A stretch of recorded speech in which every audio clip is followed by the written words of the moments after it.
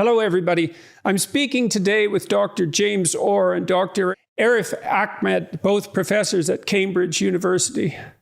Dr. Orr is in the Faculty of Divinity and specializes in the philosophy of religion. Dr. Ahmed is in the Faculty of Philosophy and specializes in the study of decision-making in the face of uncertainty, which is a particular interest of mine, and is a leading expert on the philosopher Ludwig Wittgenstein's later work, including his writing on religions. I recently released a discussion with Dr. Orr and Dr. Nigel Bigger, which was well received, and about religious issues and philosophical issues in general, so a more academic discussion. But we decided to follow that up with a talk about some events that occurred in March 2019 when I was disinvited to Cambridge after being invited. We're going to talk about what happened since I'm returning. I'm going to be going to Cambridge and to Oxford for the last 2 weeks of November. So we're going to talk about how that came about the state of free speech at the Academy in general and other general issues. So I'll start by telling the story of the disinvitation as I experienced it. So I was invited to Cambridge by some professors in the Faculty of Divinity to conduct a seminar or to take part in the seminar on Exodus, which was to be a follow-up to my lectures on Genesis, which proved to be somewhat surprisingly popular on YouTube. And so I thought I would delve into Exodus with some of the world's leading authorities to sharpen myself up and then maybe dive into Exodus as a lecture series. Anyways, we had that planned, and then it got canceled because a photograph of me emerged that was taken with this guy in New Zealand. And now that was taken during a meet and greet after my tour lecture. So I went to 130 cities in 2018. And afterwards, at all of them, I had my picture taken with about 100 people, 1 by 1 or 2 by 2, sometimes with families. So about maybe 15,000 pictures, photographs, of which this was one. And so I remember this actually at New Zealand. So this guy came walking up to me and he sort of stopped and he had this t-shirt on and he looked at me sort of questioningly. And it was a t-shirt outlining his criticisms of Islam, of radical Islam as he saw it. And I looked at it and I looked at him, and again, he kind of looked questioning and apologetic. And then I thought, well, you know, that's your t-shirt, mate, and that's up to you to wear that. And so, you know, I motioned him forward and we had our picture taken, and I really didn't think anything of it after that, but apparently many people did. And so I was disinvited because of my repugnant views, which were hypothetically indicated by the fact that I took one picture out of 15,000 with this gentleman wearing a opinionated t-shirt. And so that was apparently justification for canceling an intense academic endeavor aimed at bringing the work in Exodus to as broad a public population as possible in the most rigorous manner possible. And so that was quite a shock, I would say. And, you know, it wasn't particularly enjoyable to go through all that. So, well, that's turned around and now I'm invited back and I'm going in November. And so how did, James, maybe you could start, how did that all come about, do you think? Like, why did that happen and why has it been reversed? Well, thank you, Jordan. And just listening to you recount your experiences of beginning of March 2019, was it beginning of 2019 is, well, it's pretty moving to watch and difficult to hear. But I just want to stress that with all that in the background, it's incredibly gracious of you to have accepted my invitation to come over to Cambridge. I'm thrilled about it. I'm thrilled about it. It's not a favor in any sense. It's a great university, and I think it's an unbelievable privilege to go there and to go to Oxford. So I'm absolutely thrilled about it. Well, if I may say so, I think it's a testament to your character and to your resilience and capacity for forbearance and forgiveness that you've you've accepted the invitation. And just by way of encouragement, I want to say that the reaction to the news of your visit from colleagues and from students in the university, beyond the university, from members of the general public, has been overwhelmingly positive. It's been difficult to respond to all the supportive messages I've received in the wake of the announcement. And I just think it's obvious from the reaction to the kinds of questions that we were exploring on your podcast a few weeks ago, that there's a huge appetite among people for the kinds of questions that we were exploring in that conversation, and that we're planning to explore in research seminars and talks with colleagues and students here in November. And as I said to my colleagues who I think are excited about your visit, I've had almost no word of criticism at all from colleagues in the faculty or from students in the faculty. I think there's a recognition that you're going to be a perfect interlocutor for all sorts of people here, particularly on questions. Those of us who work in theology and religion. You've encouraged lots of young people to take sacred texts seriously, to think about how you read ancient and difficult texts, about the meaning and value of religion in society today. So, I know that was a difficult time for you, and I'd not actually been appointed to my post back then, or think I had been appointed just a few weeks before all that happened, but. So I wasn't privy to the kind of inner workings of the decision making and so on. And I think what I can say is that it was a very, very small number of people who were concerned or showing strong resistance to your coming. I think this is something that we can talk about later. That the way in which in these big universities, a relatively small number of determined, ideologically driven students, it's often students, but also colleagues who will buckle in the face of student resistance. The capacity they have to project the idea that their view is a dominant orthodoxy, and I think the mechanics of how that happens is a very interesting one, and the gap between the sort of asymmetry between those two positions, what is actually a minority view, and then this impression that it's an orthodoxy, as I said, was laid bare in the events that followed, which really were prompted by what Arif decided to do in response to the university announcing that it was going to set out a code. Well, it's very interesting and strange that I could be sufficiently reprehensible to be banned from the university, 3 years ago, and I haven't changed, I don't think. And yet, when I'm reinvited, that the overwhelming response that you've received so far is positive, that's very peculiar. And so, and worth delving into, I think.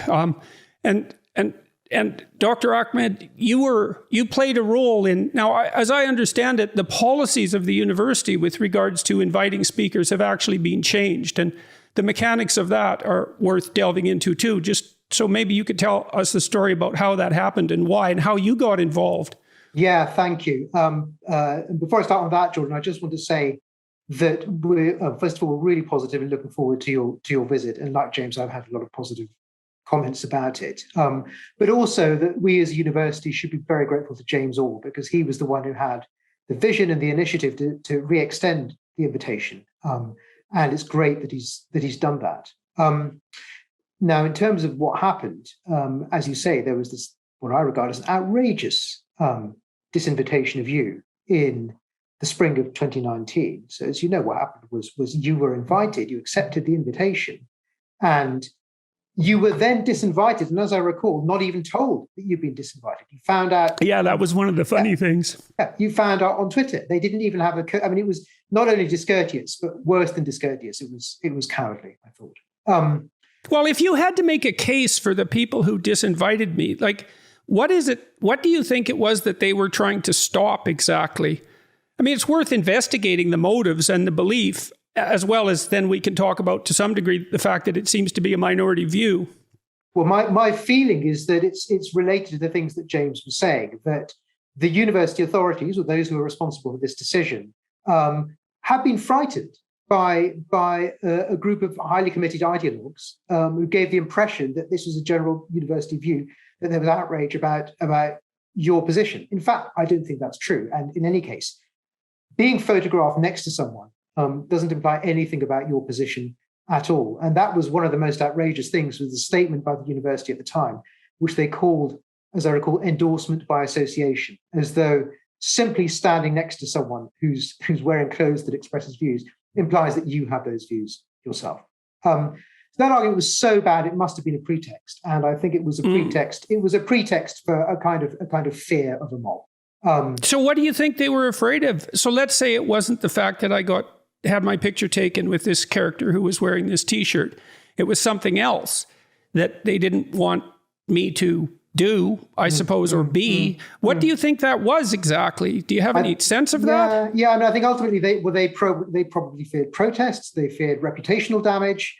They feared a sense that all the students would think that Cambridge was enabling someone whom these people regard as unacceptable. Those are the things they feared. But frankly, if you're an academic, the one thing that is your job is not to care what the mob thinks. It's not to care, who's going to be upset or frightened by the people you invite. You better invite people because they can speak the truth, and you can have a discussion which leads to mutual, understanding and advancement of knowledge. So I think it was. Yes, well, and we should all devoutly hope that an institution as august and as remarkable as Cambridge would be a model for courage in such matters, instead of being cowed by a loud, ideologically possessed minority. Because, you might think, well, if Cambridge University can't withstand this, then who the hell can? Well, and that's a serious question. And these things have to be examined seriously. I mean, we need institutions that we can respect and that hold up the standards that have made them what they are. And if they fold, well, how can you expect normal people, say, not to be cowed and intimidated by the same tactics? Absolutely. Actually, there were two other episodes on my mind, one of which sort of confirmed my theory about what was happening in your case, the other of which suggested different sorts of motivations. So one of them was a case that occurred around the same time as yours, which was a case of a research fellow at St Edmund's College here in Cambridge, who was doing research. He was a sociologist, a very well-known, respectable sociologist. He'd had his work profiled in The Economist, in top journals. He was fired because there was a mob protesting about his associations, conferences he'd been to, journals that he published in which other people that they found distasteful had published in, and so on. Again, he'd done or said nothing illegal.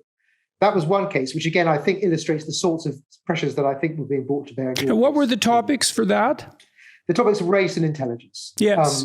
Well, the intelligence literature is rough. That's for sure. The whole thing was so chilling, Jordan, because it was decided by an inquiry that was kept secret. Nobody's going to know what the evidence was in this inquiry. So the whole thing was terrifying. The other case was slightly different. So there was another case that concerned me, which was a case where it was an event for the Palestinian Society, where there was a chair from that society, which the university threatened to shut down because they were worried that the chair might be an extremist or something. She wasn't at all. She was a respectable academic from SOAS, and the university imposed its own chair on that. Now that was slightly different because that was responding to another threat of free speech, which is the government's legislation on prevent and anti-terrorism. But those three events were sort of coalescing in my mind around the time that I tried to change the university's free speech policy. Okay, so let's talk about the change in the free speech policy. What changes did you propose? And then it took a couple of years, as I understand, to really get this through. And I also understand from James that it wasn't that easy to get people to speak in favor of your proposal, but that it was passed, and we need to go into that, by an overwhelming majority of the people who were concerned and able to legislate such things, so to speak, for the university. Yeah, so I can take you through that. What happened was this was around actually March 2020, so about a year after your case, and the university had decided that it was going to put through a new freedom of speech policy. This is obviously at a time when everyone had other things on their mind, at least in Britain, in March 2020. They didn't offer a vote on it. They just wanted to put it straight through. And it was a policy which I found concerning, especially in light of these incidents. One part of it was that it said that we have a right to free speech, but we must always exercise respect for other people's identities and opinions. Now, that might seem innocuous, but of course, the word respect being so vague can be interpreted. It doesn't seem innocuous to me. Indeed. I mean, it seems terrible because it just removes the first part of protection for free speech. I mean, if you have to be cautious about other people's opinions, much less their identity, well, we should reverse that. Their identity, much less their opinions, is, well, who decides when that's respectful and what? Yeah, it's just weasel words, that. Exactly. And the bit about identities, I bet they had you in mind when they were saying that, actually. But whenever anyone says, I believe in free speech, but, that's a good sign to me that they don't believe in free speech. And that was the impression that this policy gave off. Other parts of the policy, which may not have been directly explicitly new, but which certainly brought you and those other cases, for instance, the Palestinian Society, to mind, were rules which said that the university could stop speaker events if they thought they were threatening the welfare of students. Notice now, welfare is defined to get undefined and could be interpreted broadly, and indeed allow the university to stop events under pretty much any circumstances that they like, speaker events, for instance. So that was the proposed policy in March 2020. Why did that bother you so much? I mean, you're pretty young and starting your academic career in many ways. Maybe I'm wrong about that, but it's a hell of a thing to take on, and it's not without its risks. And I'm always curious about people's motives. It's like there's lots of professors at Cambridge. Why do you think this was your problem? Well, you flatter me about being young, but I will say that I guess there were two things. One of them was philosophical, and one was more to do with the nature of the job. So philosophically speaking, my basic philosophical position is what you might call classical liberal. So my basic value is individual liberty. I would, in terms of what I do in my political engagement, even my professional engagement to some extent, that's the ultimate and most important value. So for me, it really touched a nerve.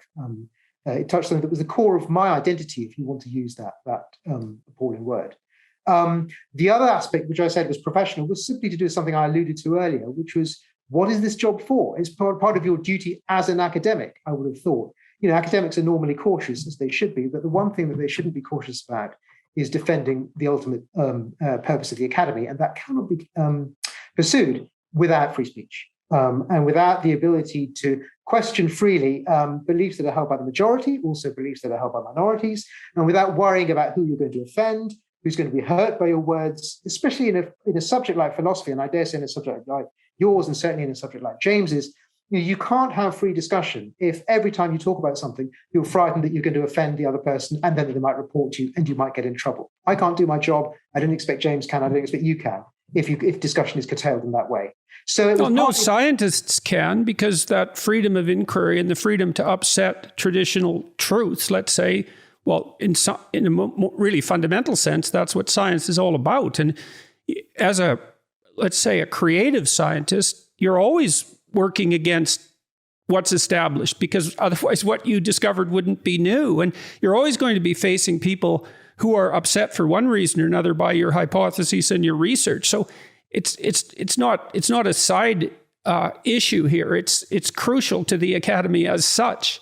Yeah, absolutely. It's absolutely. But that still doesn't explain why you made it your problem, say, when so many people were perfectly willing to remain silent.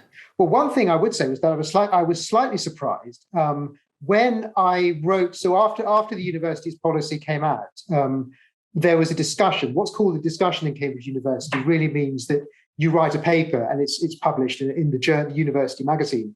And so I sent a short paper off proposing some changes to these policies and stating my objections.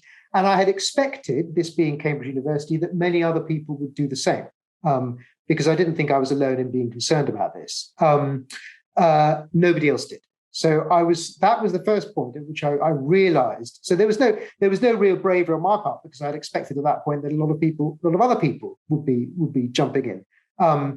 Nobody did. So that was the point at which I realized that I was perhaps more isolated than I'd expected. To go back to your question about motivations, I mean, I don't know what more I can tell you. I mean, these are things that matter to me. I don't really care if anyone else is doing it or not. And did you face any trouble? So you voiced your opinion and you wanted to modify this document, which had, let's say, politically correct underpinnings. And did it cause grief for you? Were people outraged by what you said, or did things proceed as a matter of course?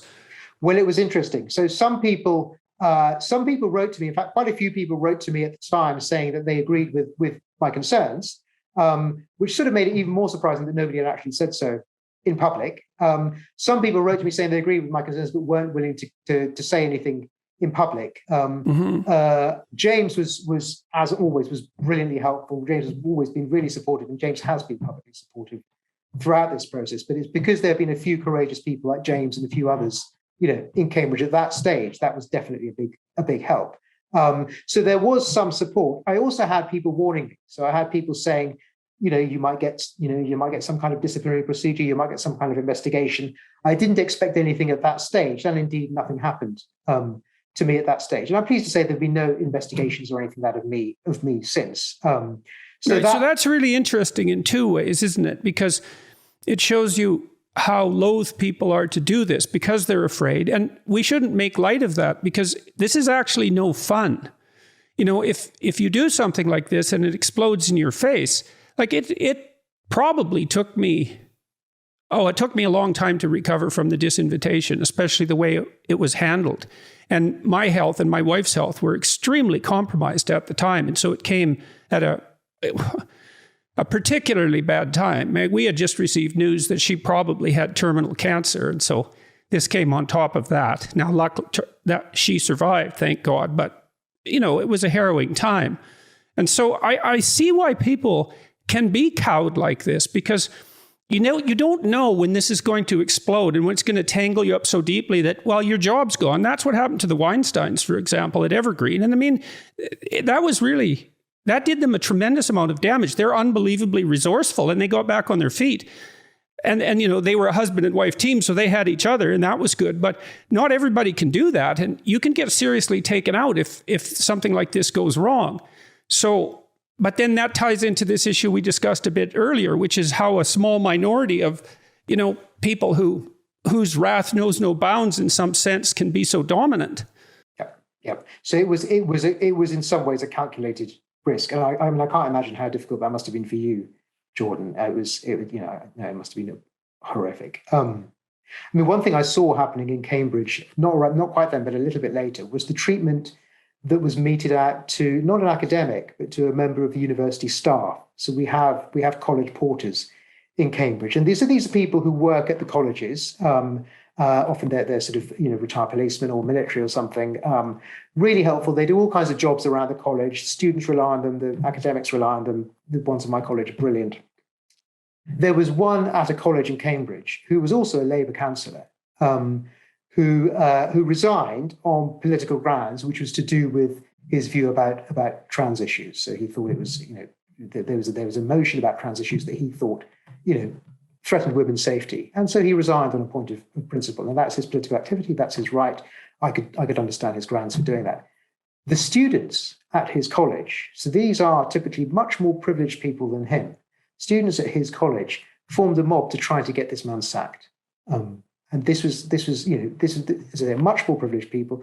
They didn't care about the consequences for him. They just thought because he diverted from their line of ideological purity. Do you remember this case, James? And James may know more about it than me, but yeah. I do, and it was thanks to a very brave female undergraduate. I think she was in her second year. She spoke out, wrote a public article about it. A great courage, I thought to herself, and there was an awful lot of resistance to her doing that, but it was remarkable. She got in touch with us, I seem to remember, and I can't remember how the case was resolved. I think the case in the end was resolved positively. But that's right, Sophie. Sophie Watson. She was brilliant. She actually wrote an article in which she said, and I thought this is very telling, Jordan. It just described the state of the academy. She said, when I came to Cambridge, I was expecting. She said, the motto of the Royal Society is "Don't take anyone's word for it." And she said that's what she was expecting when I come to Cambridge. I was expecting to engage in rigorous discussion where all of my cherished beliefs would be challenged. And I'd come away shaken and uncomfortable, and I would think for myself, and I would be forced to rethink everything, the most important things in my life. I think she was actually studying psychology. And then she said, when I got here, it wasn't like that. when I got here, I felt that I was being coddled, and there were certain things that you couldn't question, certain things that you were just made to feel an outsider when you could question. It was a brilliant article, and really telling, because it was her own experience of what it's like for a student now compared to what it was like when I was an undergraduate, many years ago. So that's an illustration of how things can go wrong and the sorts of things we were seeing around us in the sort of summer and then the autumn of 2020. James, did you want to say anything more about that point, or we can talk more about that? No, I mean, I think it was then, wasn't it, June, July 2020? I remember you came round for lunch around here, and we started talking about, who might be willing to sign in public a support which was required by the mechanisms of all the kind of procedural mechanisms. I think we needed 25 names, wasn't it? And I think we could come up between us. We managed to come up with 7 or 8, and then and then it took us another 8 to 10 weeks to get past the 25. I think it was September that we were starting to look promising. And in fact, I think in the end we got quite a few more than 25 for the 3 amendments that Arif was proposing to introduce to kind of to take out the respect language and replace it with so you needed of tolerance. You needed those 25 to put the amendments forward? That's right. Yeah. Okay, yeah, so that would indicate that some people were concerned that requirement for 25 rather than just one person. And it was hard to get 25. Yeah, it was. It's telling. It's telling that actually. There might have been 2 reasons why. One reason why it might have been because it was a trivial issue and nobody cared about it. Who cares quibbling about a few words? Mm-hmm. Another reason, which I suspect was, which turned out was the more likely explanation, was that actually a lot of people were afraid to sign something in public. So why do you think it's not trivial? And why do you think that argument's invalid? And the reason I thought the argument was invalid because the additional evidence that I got after the vote, because the vote actually had a very high, a lot of people bothered to vote on this, and they bothered to vote for that change. If it had been a trivial thing, nobody would have cared to vote. So that was one bit of evidence. The other bit of evidence was the testimony of the people who wrote to me or who I called up at the time. And James may have got this as well. People who were saying, look, we support this, and we can see what you're doing, and we can see why it's a concern. But I just don't want to get involved in this kind of fight right now. Getting involved in this is going to be too difficult for me right now. I'm up for promotion right now. Yeah. I don't want to face all of these things. So yeah, well, you practice what you become. You become what you practice. And, and this is something I learned as a psychologist. And I think maybe it was part of my temperament to begin with, is like, if you put off fights, they don't get better, not usually. They usually get worse. And maybe you think, well, I'll be in a better position later. And you might be, but probably you won't. And so that notion that it's not a good time, fair enough. I hate conflict. I really hate it. I'm not built for it temperamentally.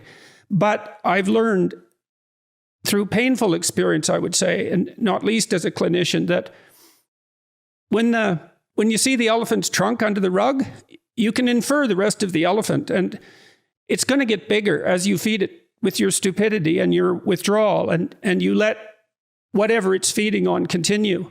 And it's extremely dangerous. You see this reflected in ancient mythology, actually, quite nicely in many situations. You see that in the Mesopotamian creation myth, where a dragon grows in the background, essentially, that threatens to swamp everything. And that's eventually defeated by a great, Marduk, as it turns out. This is a very old idea that little things left grow in the dark and get big. And so it's not really a very good reason, and especially if your conscience is bugging you, because it's something that looks into the future and says, well, this is kind of small at the moment, but. Yeah. No, that's right. Yeah. And actually, go on, James. Well, I was just saying, that I remember reading that there's a kind of Babylonian creation myth, I think, isn't it? But that sense of things just growing with a kind of gathering a momentum of their own is something that we've experienced a lot of. I think there's been some work on this in sociology. I think they call it the spiral of silence. Mm. I can't remember her name, Elizabeth Neumann or Noel Neumann, and the basic idea is that fear of isolation, social isolation, ostracism, mm-hmm. is like a huge motivating factor in a person's behavior, Yeah, well, there's two great fears, right? That's one is being isolated and thrown out of the group because then you die, and the other is biological catastrophe. Those are the two big classes of fears that you see as a clinician. Right. So that's the animating idea, and then the spiral starts. The monster starts to grow when some people notice that their opinions are spreading fast. And that gives them a kind of confidence to double down and express themselves more confidently. And then on the other hand, people who disagree with those opinions see that their views gaining less traction and they stay silent because of the fear of social isolation. And then they get weaker. They get weaker. And of course, yeah. And a lot of these people, so go on, James. Well, I was just going to say that, social media and those sorts of things, that obviously all the network effects from that accelerates that. And so and what happens is that people just get very bad at judging what the real spread of opinion is in a social environment. And then it's a dynamic process. It's a spiral. And so you get a spiral to the point where what is a confident minority position becomes this completely unassailable orthodoxy.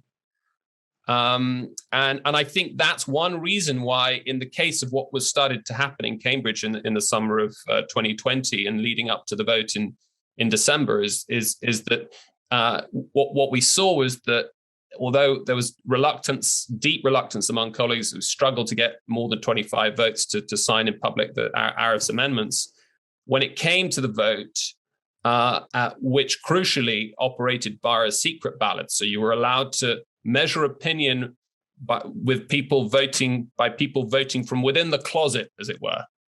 And as soon as that mechanism was allowed to operate, you suddenly the spiral of silence as it were, the monster explodes.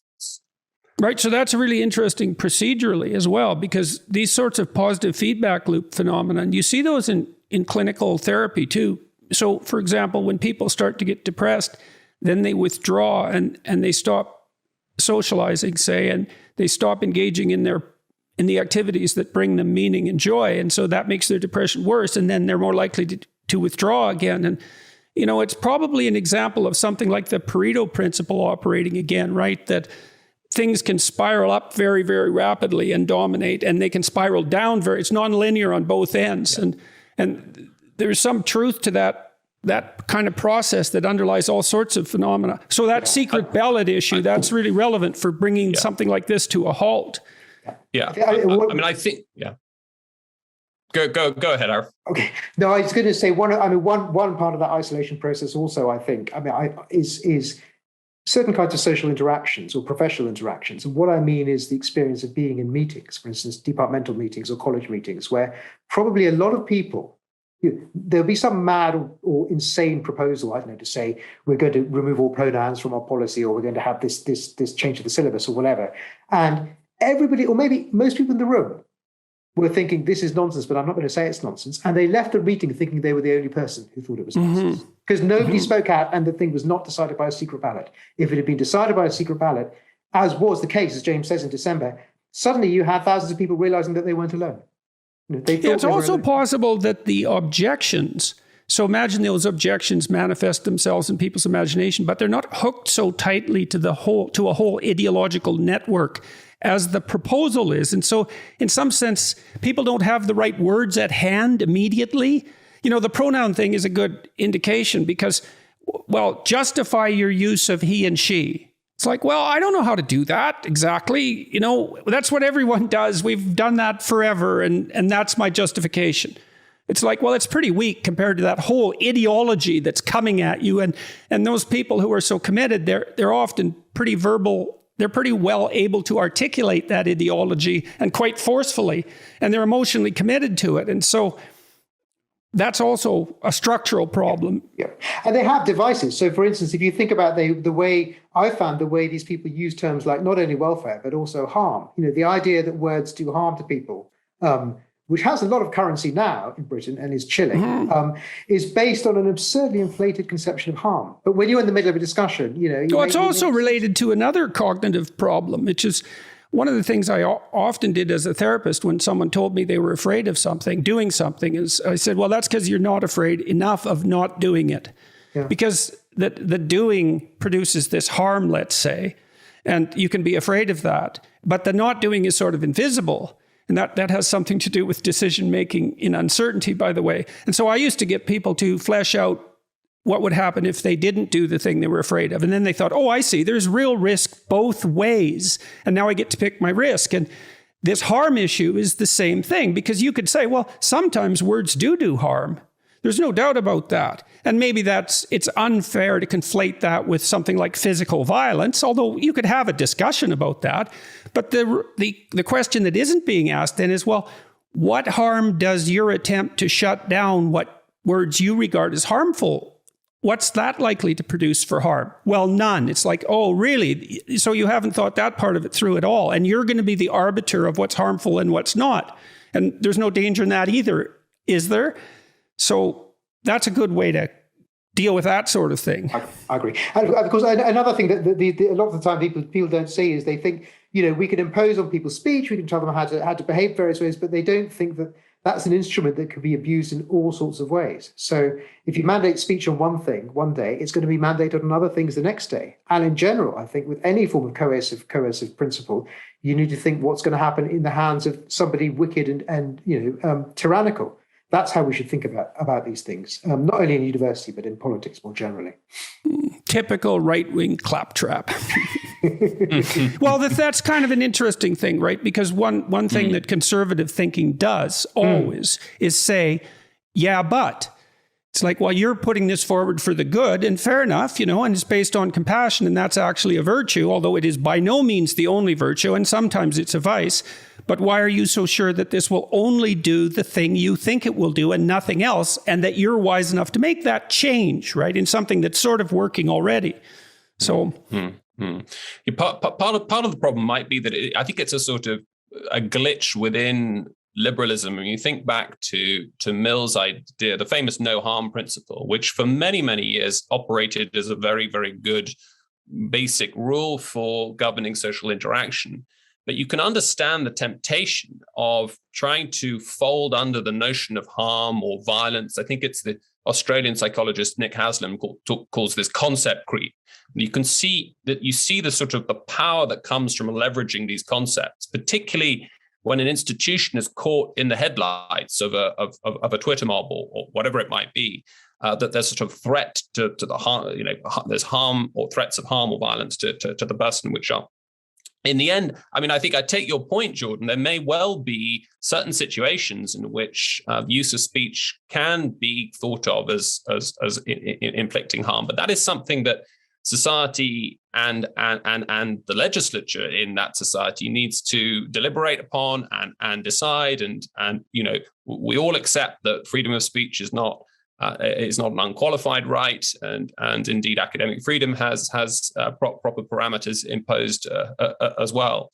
We could also be grown up and say that it's dangerous but necessary. It's dangerous but necessary. I think that the danger comes in when what counts as harm is being subjectively determined, and so this notion that started to gather steam in the last few years, this idea of a microaggression, which in effect is an aggression or a claim that harm has been inflicted on a person that is subjectively determined.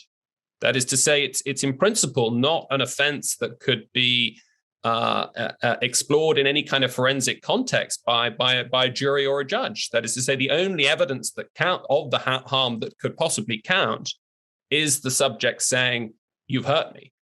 And so the danger of the language that Arif was protesting against, the identitarian respect language, is that it effectively conferred a veto on the most psychologically fragile person in the university, and who could simply say, and there would be no way of establishing whether or not they were sincere with that. They'd have to be just simply taken at face value, that this person, the invitation to this speaker troubles me, upsets me, does me harm. Yeah, well, that's interesting too. Like, imagine you take that hypothetical sensitive person. It might not be in their best interests to actually grant them that sort of veto power, because one of the things you do with someone who's really depressed or anxious is actually, especially if you're working as a cognitive behaviorist, let's say, is you get them to look at the thoughts that are upsetting them and maybe modify the ones that are making them sensitive beyond what is good for them. And that's also, to some degree, judged subjectively by them. And so it isn't necessarily the case that protecting people in that manner and giving them that sort of power is actually in their best interest. So it reminds me of that insight of Jonathan Haidt and Greg Lukianoff in their, I think it's their 2017 Atlantic article that became The Coddling of the American Mind, where one of the three principles I think Jonathan isolates is a sort of inversion of the Nietzschean idea that, what doesn't kill you makes you weaker. That is to say, anything that the sort of harm or violence that sort of any kind of threat is, it's not something that can toughen you up. It's not an opportunity to try and strengthen your character or to develop resilience.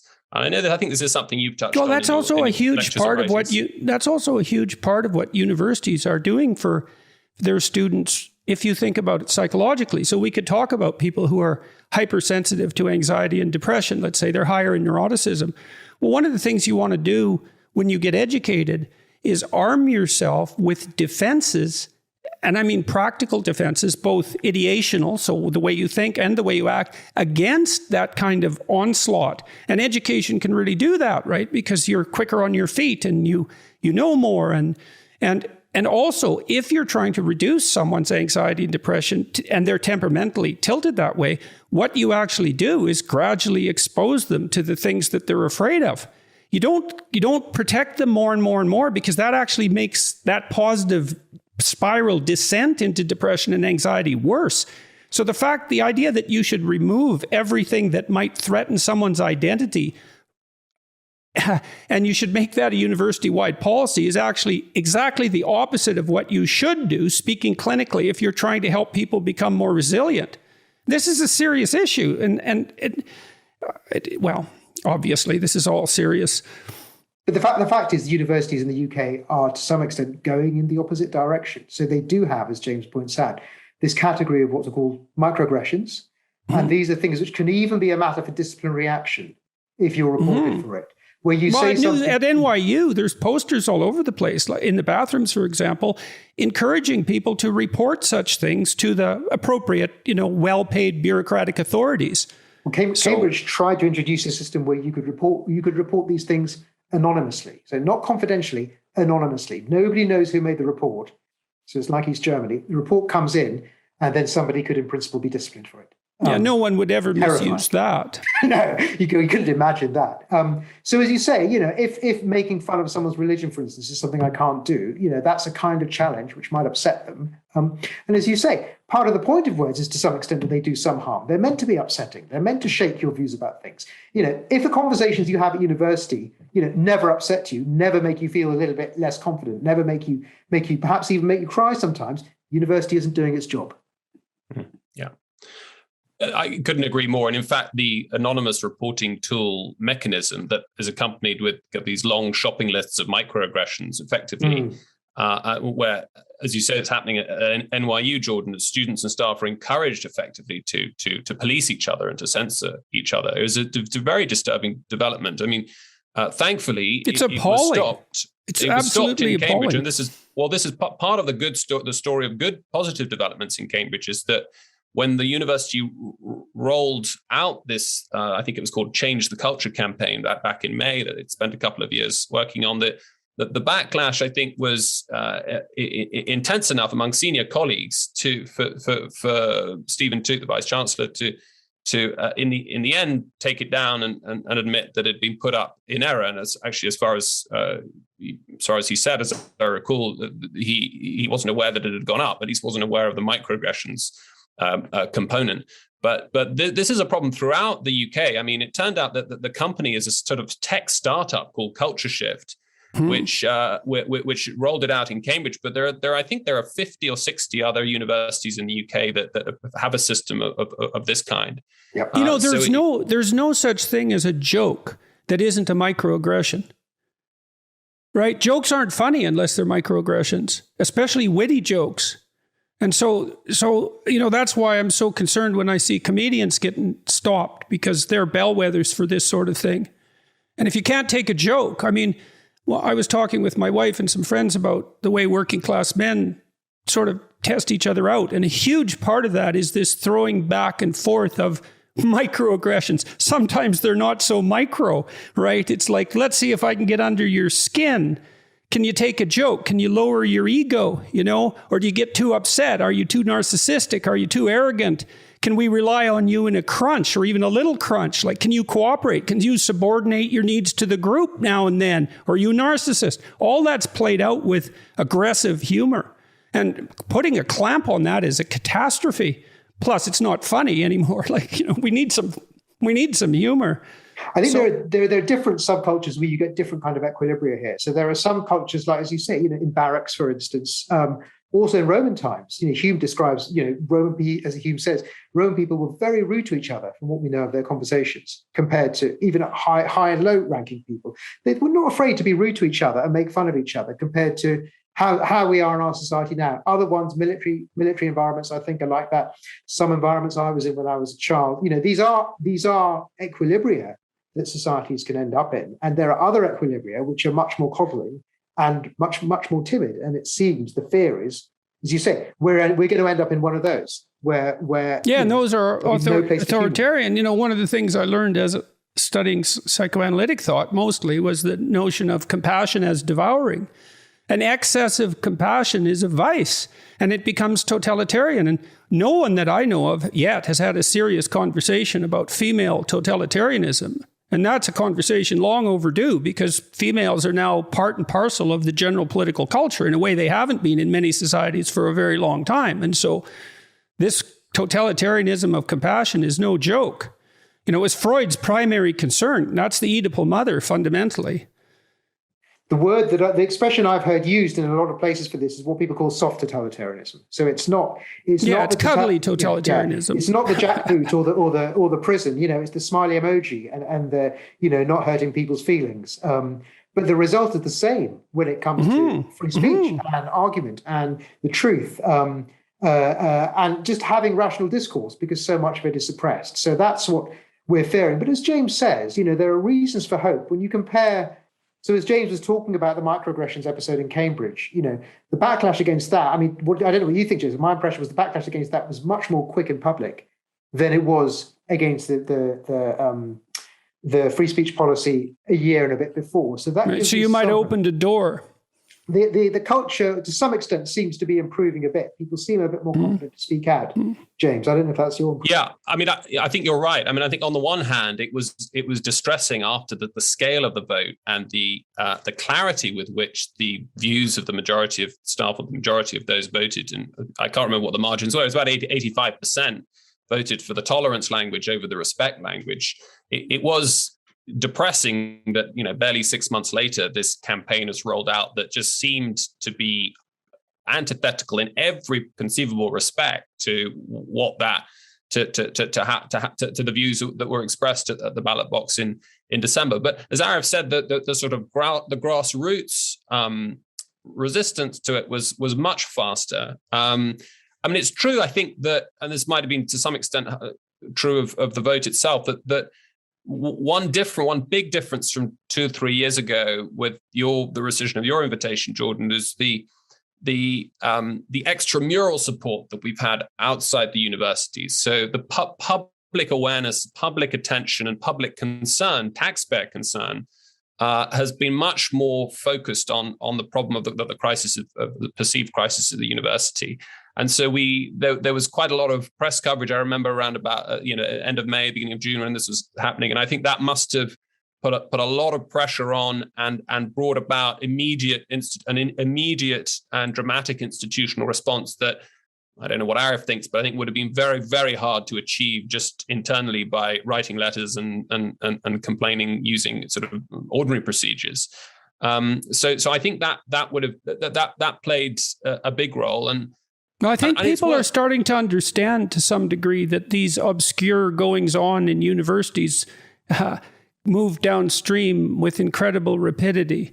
When I first made that observation, not that I was the first to do it, that the general public should be concerned about these strange academic ideas, it seemed like I was overreacting, but everyone's learned in some sense since then. What do they say? Politics is downstream from culture, and culture is generated in the universities for better or worse. And so what happens on campus doesn't stay on campus. Yes, exactly. Unlike Las Vegas, right? And I wanted to clear something up because earlier you pointed to the utility of anonymity in a vote, right? But then you criticized anonymous reporting. And so I want to clear that up. So it's way different because anonymous reporting is one person, and that can easily be someone who's quite malevolent. And if you don't think people like that exist, it's just because you're naive.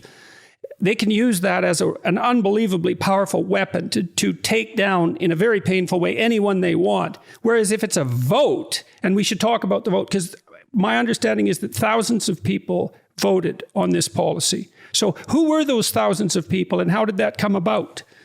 Well, it was, I mean, you're quite right about the distinction, first of all. I mean, the point about anonymous reporting is that if someone reports something anonymously, you can't come back to them to check their evidence. The person who's been accused can't even face their accuser. So there's no possibility of due process.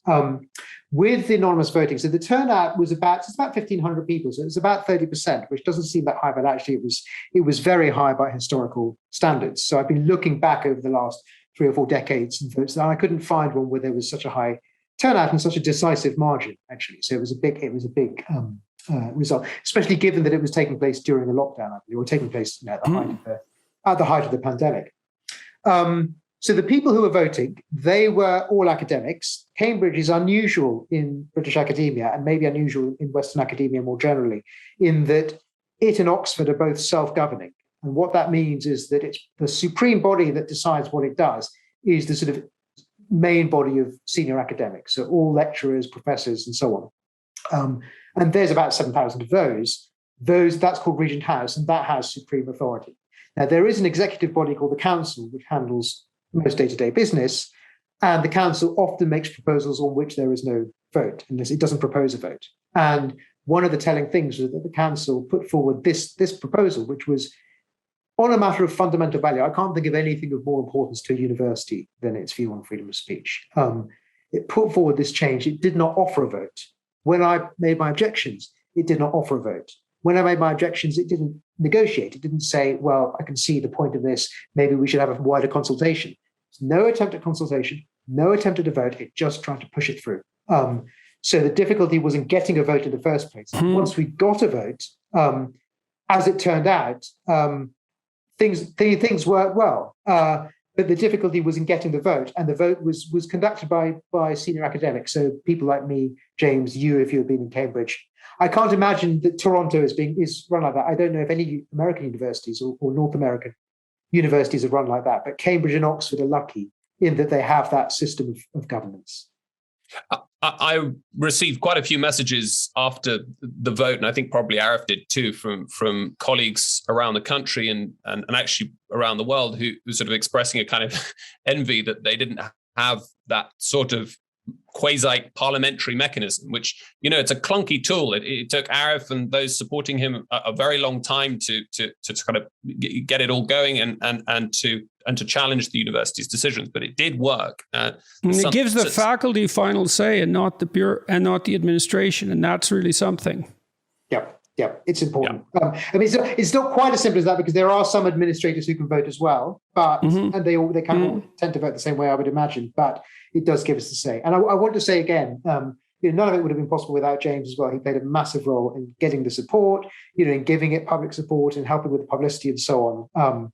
So he was brilliant. I do want to add, I got messages, I'm sure James did too, not just from academics, but from members of the public as well, who were sort of relieved that an important British institution like Cambridge was actually standing up for basic values, because this is not an abstruse academic matter, and it's not even intellectually very difficult thing to see. The arguments were not intellectually obscure or difficult or required any great intelligence. It was really simple matters of basic principle.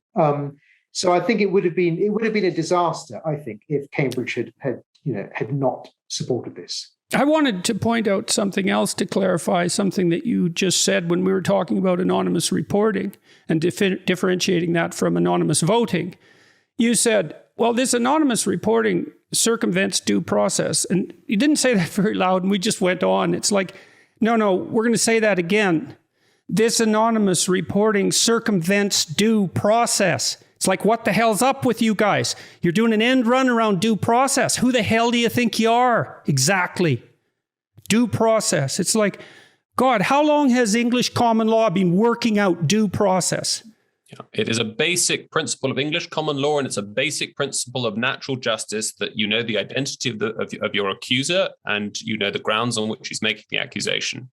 And these mechanisms that are introduced, often without any kind of scrutiny at all, are cut completely against that principle. Yeah, and they're designed to. So, because with that sort of thing, there's, I always prefer to presume ignorance and not malevolence. But when something like that happens, there's something damn ugly going on way down at the bottom.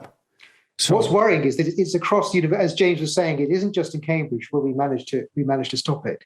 This firm, which appears to be running this platform, this kind of snitching portal or Stasi portal for making anonymous denunciations, has been bought by about 50 or 60 universities across the country. I remember someone saying to me when I was protesting against it in Cambridge, and they said, well, look, most universities in England have got it. Why are you so bothered whether we get it? As though it was a perfectly normal, acceptable thing that we should, as you say. Oh, good. So now we have an automated system in place in 60 universities in the UK to circumvent due process. I think some of them, to be fair, I think some of them are ones where you can the only thing you can submit anonymously is a report on which no formal action is taken. So you just tick some boxes and nothing happens. But there are some where it goes further. So it's terrifying that we're at that state in universities of all places. Yeah, there was a report done last December by Civitas, which is a sort of right-leaning think tank, with a very, very good report on the state of academic freedom in the UK. And I think they found, have a look, 83 out of 140 UK universities were found to have some kind of anonymous reporting system. So it's very, very widespread. And it's a huge issue, very, very concerning. And I think that, as Arif says, a lot of it may well be well-intentioned, but I think the point is that it starts off processes and procedures, disciplinary procedures, where the end result may not be anything at all. It may just be a few weeks of having to go and, see the chair of your faculty. You'll go to see some committee, or you'll have to pay trips to HR. But as a colleague of ours says, it's the process is the punishment. Yeah, exactly. There's nothing trivial about any of that. That's awful. When that happens to someone, it's so awful. It just does them in. Toll. It takes its toll. Yeah, and it puts a shadow on them. Right. And it has a chilling effect as well. When you see it happen to one person in your department or in your university, you just watch yourself that you don't say things like that, again, or yourself. What you publish, what you say in meetings, what you say to students, you just become more and more careful. And another thing I think is that Tocqueville talks about this quite well, which is that one way to tyrannize people is not to control them in big things, but to control them in little things, so that tyranny becomes a habit, conformity becomes a habit. Every time you say something little, some small interactions, you're constantly looking over your shoulder, worrying whether to say this or not. That, Tocqueville said, is the most efficient way to turn people into sheep. Oh, it's also sort of, in some sense, the ultimate reach of totalitarianism, because your life is made out of small things. Big things are rare and seldom. And so having to watch that, well, I have to say to watch your sense of humor, for example, and fair enough, you can cross the line, and an astute person reads the crowd properly. But you see great comedians, man, they're right on that edge, right? They're right at the point where they shouldn't be saying what they're saying. Well, and some of them far past that line on purpose, but everyone knows. But to chill that is to take almost all the fun, the dynamic fun out of social interactions, that spirit that's a free spirit, and that makes all that partly what makes life worth living. It's terrible that these things are happening. And it's more terrible that the universities are doing it. How shameful. So, okay, so of this, about how many of the 7,000 eligible people voted? Do you know? So it was about 30% of them. And okay. that was a high turnout historically, very high turnout. And of those, it was, as James says, about 85% was in favour of my amendments.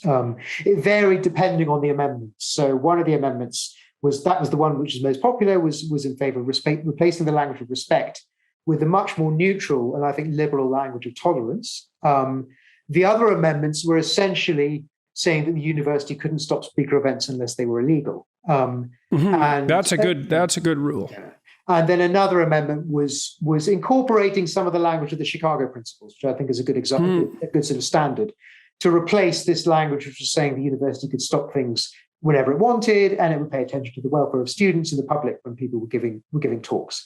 So now we've got a policy where if you've been invited, you can't be disinvited. And it doesn't matter, unless you're doing something illegal. If you're invited and you're legal, you can't be disinvited. So it's been a change. And indeed, it was actually the people who first celebrated it were the radical feminists. So it was actually surprisingly amongst my allies, there were Christians and there were also radical feminists, because those are both different sides who felt for various reasons, and hard scientists as well. They too. So it was the hard scientists, radical feminists, lawyers, Christians. They were all, for various reasons, felt that their speech had been curtailed or was being limited. And it was the feminists who celebrated it first. So Sophie, that very brave student that we talked about, organized what she called replatforming events, where she invited a number of very controversial speakers, Kathleen Stock, for instance, and others, to come and give talks in Cambridge about topics. Be fun. Is that girl still around? That young woman, is she still around Cambridge? I'm not in touch with her. I believe she graduated with a first-class degree last summer. Be fun to invite her to the talk. Yeah. I'm sure that will be possible. So there were some very brave people amongst the feminists and amongst these other groups, and that was the first thing that happened afterwards. And then now we've had another thing, which is your invitation, and we're hoping to invite other controversial speakers. And not only that, I think in some ways, more importantly, the culture is, I hope, changing. Day-to-day interactions are changing. People are more willing to speak out at meetings. I want to try and get through changes whereby there is, secret voting happens at all meetings, at all levels, not just at these big levels. Yeah, well, one of the things we're facing, all of us, as a potential danger is that although in the West, in some ways, we've got our large-scale, uppermost political institutions tilted quite hard against totalitarianism, it seems to be creeping into mid-level bureaucracies continually, right? And there it's a lot harder to fight. It's harder to get people interested. It's more invisible, all of that. What do you think? I'd be interested to know what your view and experience is, because my impression has been of the sort of mid and high level bureaucracy in my university, for instance, is that they're not really ideological. They're not committed to this some sort of mad hard left ideology or any of that. Really, they want to respond to concerns from students and others. They've been given a misleading impression that a lot of people have these concerns. There are also commercial concerns because, of course, universities charge fees now and they have to care about attracting students and so on. And so they're just sort of doing they're taking the path of least resistance. I think part of what's happened is that, HR is punching way above its weight. It was bottom of the totem pole in corporations for years and also in institutions like universities. And then it latched onto this diversity, inclusivity, and equity mantra. And there is power in that, man. And so I would say yes to everything you said, except for that exception. And watching corporations jump on this is really quite comical in some sense, because what that is all allied with is not something that has capitalism as its central interest. Let's put it that way. So, yeah, you end up. Yeah, no, I mean, I think that's absolutely right. So that there are, as Arif says, the sort of mid-level administration is typically not particularly ideologically driven. But as we were discussing earlier, all it takes is sort of two or three dedicated activists to cause a lot of trouble. And what's happening now in the kind of administrative landscape of a lot of these institutions, corporations, universities, and in other sectors as well, is that you've effectively got people whose job it is to deliver on equality, diversity, and inclusion initiatives. That is to say, that's their standing job, that's their profession. And so, as it were, the revolution can never come to an end, right? You can never reach the sunlit uplands. There's always got to be the next. There's always got to be the next phobia to confront. And so it's kind of or you lose your job, or your job disappears. Or you make yourself redundant. And so that there are kind of structural problems there, and kind of ratchet effects that are very, very, very difficult to address. What do you think? One way to think about addressing that might be to introduce ratchet effects in the other direction, so that you can have a sort of free speech bureaucracy, and you can have we have legislation in this country, for instance, which is trying to strengthen the duty, or at least strengthen the sort of redress for breaking the duty to promote freedom of speech, and it could be that gives rise to sort of internal bureaucracies, and people will start thinking, well, people who would have thought I can make a career out of promoting equality and diversity might start thinking, well, I can make a career out of promoting free speech. And they'll be as keen on that as they were in the other direction. I don't know what your experience in Toronto has been with regards to that, but I wonder. Well, I can't really say, because I haven't really been part of the university in any real sense, I would say, in any profound sense, since 2016, since all this blew up around me. So, I'm out of the loop. I think that's a worthwhile experiment, right? It's like, if there is a bureaucracy, and, a lot of things get settled with these opponent processes. That's how we think, it's almost always one thing against another. And I think, and you were going to talk about the potential proposed legislation in the UK that sort of, I understand, emerged out of all this. So what's happening on the legislative front? Well, shall I just say something about that, Arif? I mean, it's just worth giving you, Arif has mentioned it already, and it's worth giving you a little bit of background to that, Jordan. It was 2019 that there was, roundabout then, I think it was May 2019, there was certainly a lot of talk about what had happened to you at Cambridge in policy circles and government circles. And out of those sorts of discussions, I suspect there kind of crystallized a manifesto commitment in the Conservative Party manifesto for the December 2019 UK general election, which had a very strong statement about the importance of the university sector, importance of higher education in a post-Brexit economy, and also signaled some concerns about what was going on there, especially on academic freedom. So that was remarkable to see. I still remember when I saw that manifesto claim, I thought, that's absolutely fantastic. It looks like they're going to be serious about this. And indeed, they delivered. They started drafting a very important piece of legislation. I think it's really probably one of the first of its kind that is that clear and emphatic in the West. I think the UK is leading the way on this. The legislation itself, for some people, my own view is that it's just a shame that it's had to come to this. We do not want governments stepping into and regulating the intellectual cultures of the university. Now, that's not what the legislation does. It just provides a right for academics or visiting speakers who've been disinvited, or academics who've been fired unfairly, to a kind of direct line of appeal to an ombudsman, effectively a so-called academic freedom champion. And that's so there's a kind of quasi-judicial process there, which would hold, in principle, open up universities to significant financial liability through fines if they were found to have breached their duty to promote academic freedom and protect the rights of visiting speakers and so on. So I think you in principle may have had a line of appeal to that new post as and when it comes into being. Now, there's still some problems with the legislation. For example, I think Arif and I agreed that it doesn't go far enough on protecting academics from institutional interference or the politicization of curricular content. The freedom for academics, freedom of speech means freedom to teach. Freedom to select content and freedom to deliver it as they see fit. Of course, to some extent, it's a shared institutional enterprise, designing curricula and so on, but there should be a defeasible presumption that academics can teach what they want to teach and how they want to teach it. Nevertheless, I mean, I think it will, I hope, shift the culture in some of the ways that the equalities legislation shifted the culture 10 years ago. And even if it may be imperfect when it gets royal assent, nevertheless, I think that it will make vice chancellors and senior university staff throughout the country sort of sit up and realize that there are consequences to continuing to allow this culture to flourish in no, I in think their it's surreally appropriate that initiative came from the Faculty of Divinity at Cambridge. You know, that it can be traced at least to the events, perhaps the events that took place there. That's quite something when you step back and think about it.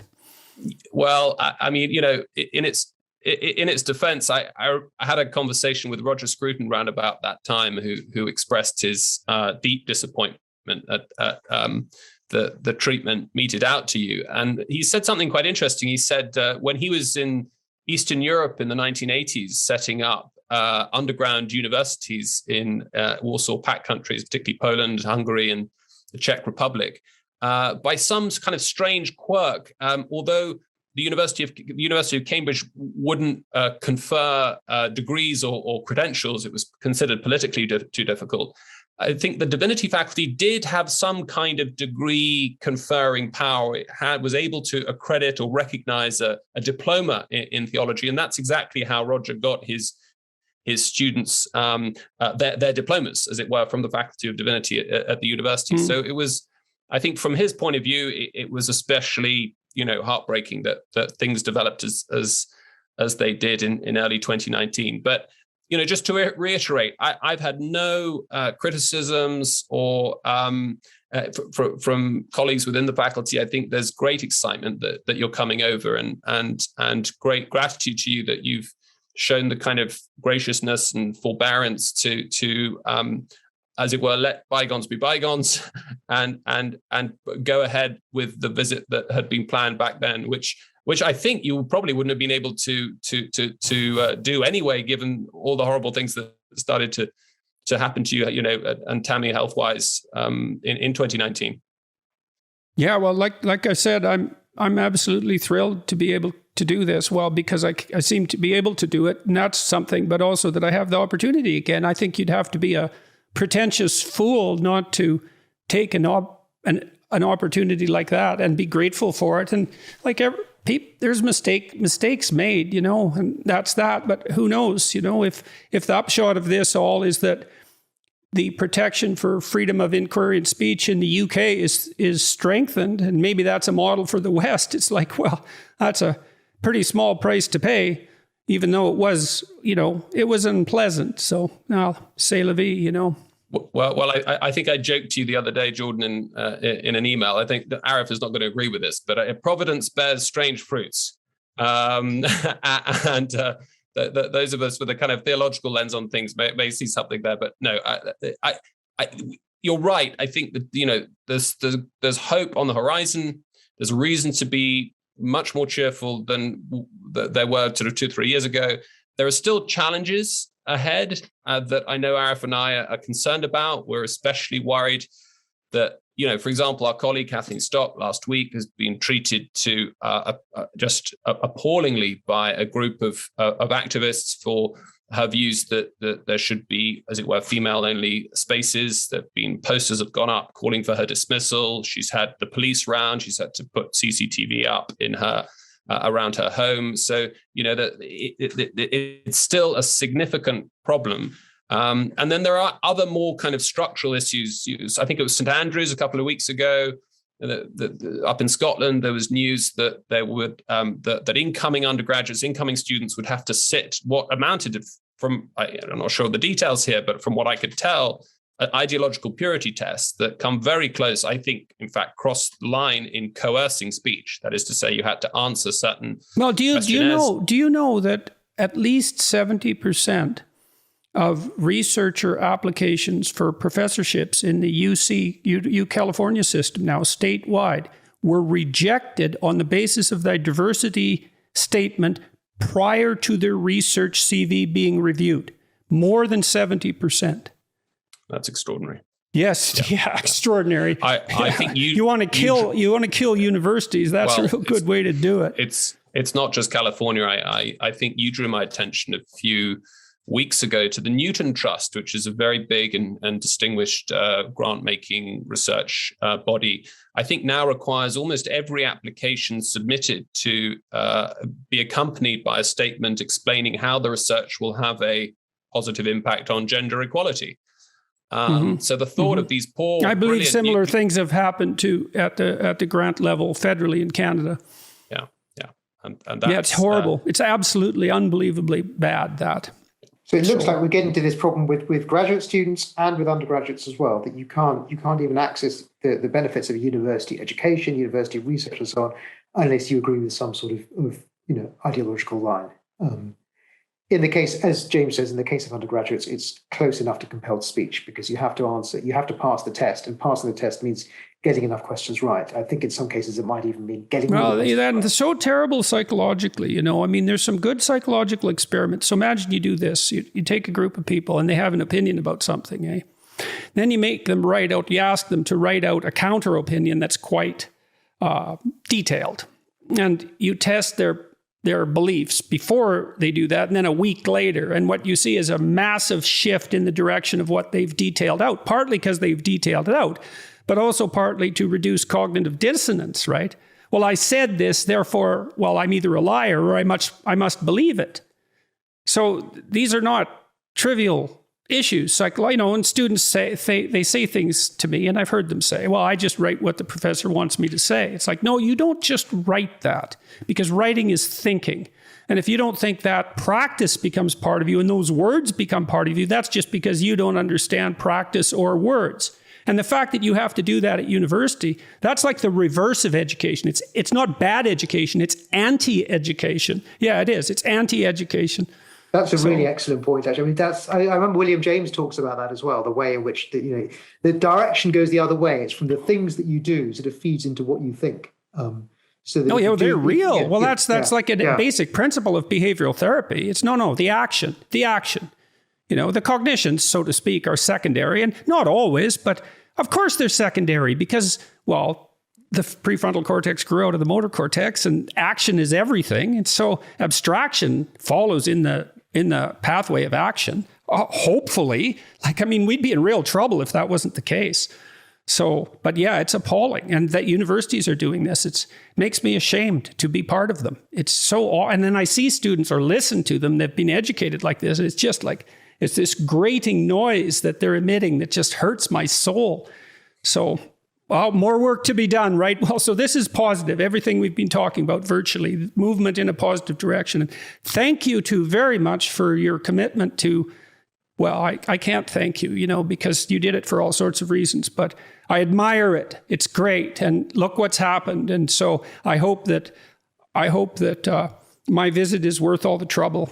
I'm going to do what I can to make it that. And like I said, I'm so thrilled that I get to do this. It's so ridiculously wonderful that I can come back there and talk to you guys at Cambridge and go to speak at Oxford. And that the basic response from people is positive. Like if I would wish for something better, I couldn't think of anything better.